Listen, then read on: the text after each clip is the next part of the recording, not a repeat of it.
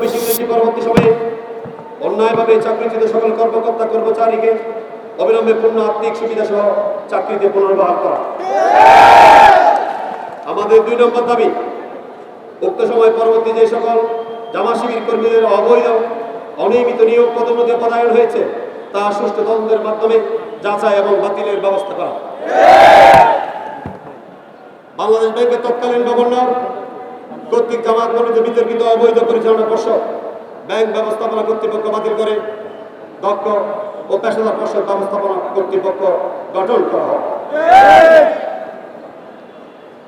Banking খাতে জামাত শিবিরের দলীয় হস্তক্ষেপ বন্ধ করা এবং নিরপেক্ষ তদন্তের মাধ্যমে ব্যাংকের বর্তমান অবস্থা ও অস্থিতিশীলতার পিছনে দায়ী ব্যক্তিদের শনাক্ত এবং শাস্তিমূলক ব্যবস্থা গ্রহণ করা। 5 আগস্ট 2024 পরবর্তী সময়ে যে সকল ব্যবসায়ী ব্যাংক থেকে বিনিয়োগ নিয়ে জামাতের দলীয় তহবিলে চাঁদা দিয়েছেন তাদের চিহ্নিত করা এবং শাস্তির ব্যবস্থা করা।